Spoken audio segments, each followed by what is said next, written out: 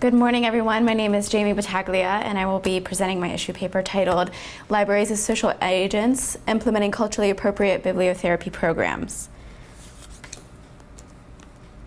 My presentation today will begin with a restatement of my thesis, with kind of going over the importance of culturally relevant bibliotherapy programming. I will then briefly give background information about two different communities that could benefit from bibliotherapy programs.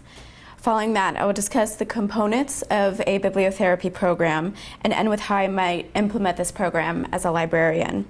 As I go through this presentation, I'll be discussing two different communities, showing the intricacies and the nuances separately while also discussing the similarities. In my issue paper, I argued that bibliotherapy programs need to be carefully created in ways that are culturally relevant and appropriate to diverse communities. To illustrate this point, I will be looking at techniques for bibliotherapy programs for two different types of communities, senior citizens and Native youth. As stated previously, I will be switching between both communities and also mentioning when information is relevant to both groups. The first community I will be discussing today is senior citizens.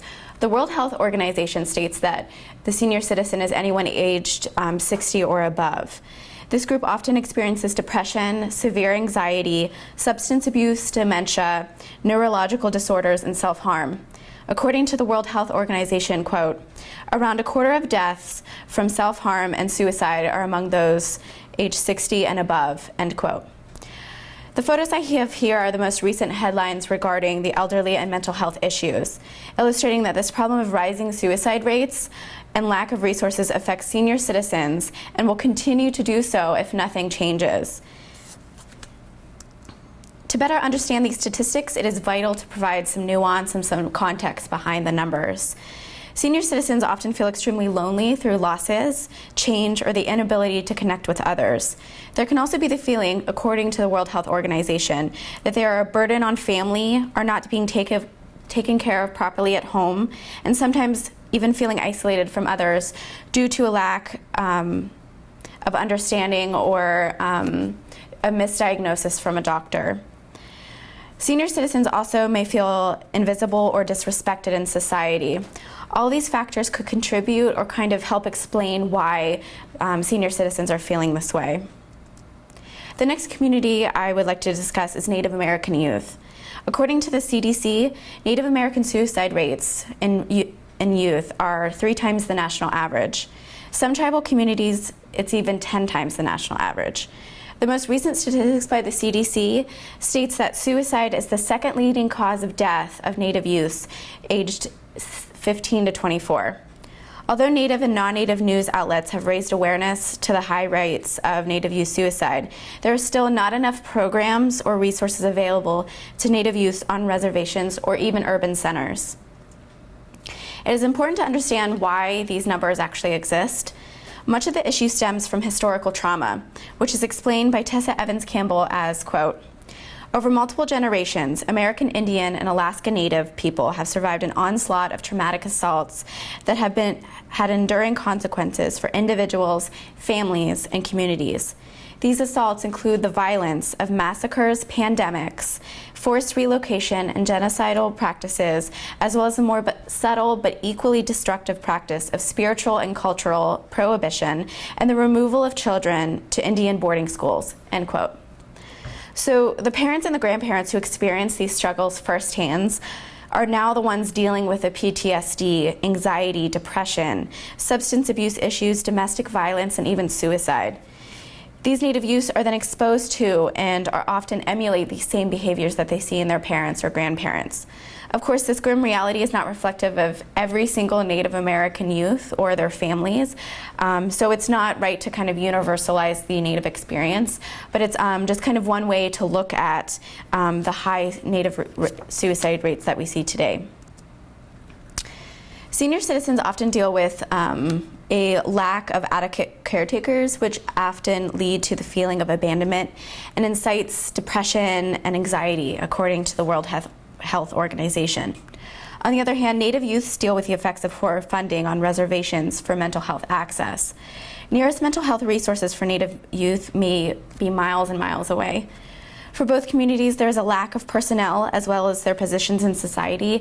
They're kind of viewed as this invisible society. We don't really see them in media. We don't really see them in any kind of magazine or film or anything. They're kind of just not existent in our society.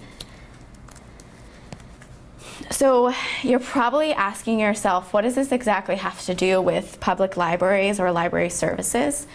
And I believe, as does Kathleen de la Pena, the author of An Introduction to Public Librarianship, that one of the most important duties of the public library is to pay attention to the needs of the community and finding resources to address those needs. So as public librarians, it is our responsibility to pay attention to what the people need in our constituency. At my internship site at the Palisades Branch Library, one librarian was aware of the many mothers who were struggling with depression. So having children go off to college, so she started a book club which was created to address the empty nest syndrome. A perfect first step in bibliotherapy and a great example of staying aware of the needs. So it's really important, no matter if you are working with the senior citizens or Native youth, to know the community and know their needs.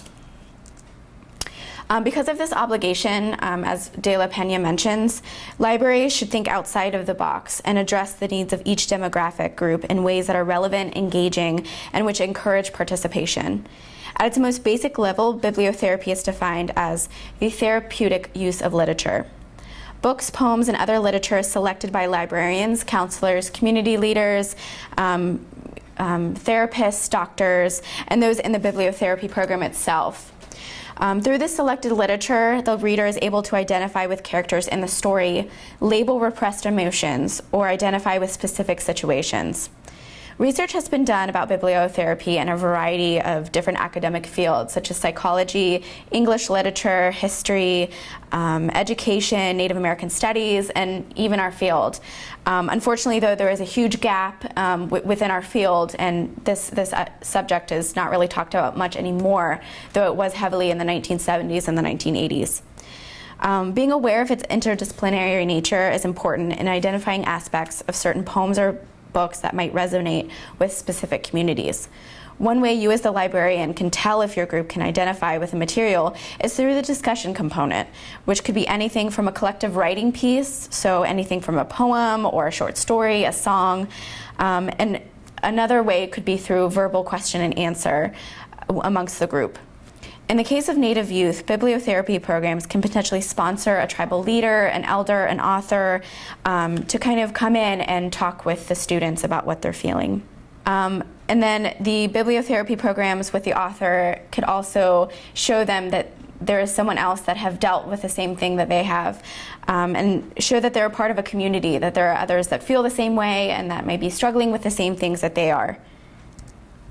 It is important for the librarian to consider the pace of the book by not starting off with a book that's too dark in subject matter. So probably starting right off the bat for the Native youth with a book directly about suicide is probably not the best book to start off with. So a good first book would be something about drawing together a community or some kind of sense of hope. That way you're starting off a little bit light, and then once you feel like the students may be okay or can handle something a little bit more dark, kind of easing into that. A librarian must also pick up on cultural norms of the group being worked with. For instance, the Cree tribe in Canada does not believe in verbalizing emotions. Other tribes may not speak candidly about taboo issues such as suicide or depression, and so those kind of topics, sometimes according to the tribe, may be completely off limits. It is also vital to build trust and personal investment in those attending the program. A librarian can do this by showing active listening skills and even thanking each participant for coming in and saying, you know, we really are so excited about seeing you next week, and we look forward to how you kind of respond to the material that you're given. This holds them accountable to the community, but then also to you, and it shows that you are really, really invested in their well-being, and they kind of go against committing suicide or giving into depression.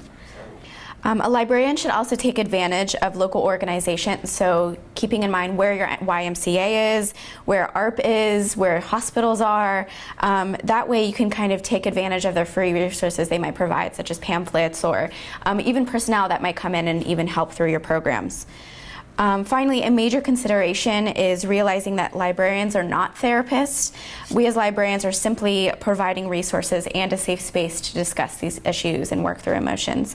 Though it is highly advantageous to pay attention to if someone's crying in the back or if someone is really not handling their emotions well. As a librarian, you should still be able to, pick up on how well the group together is doing and how you might address the needs of an individual maybe after the session ends.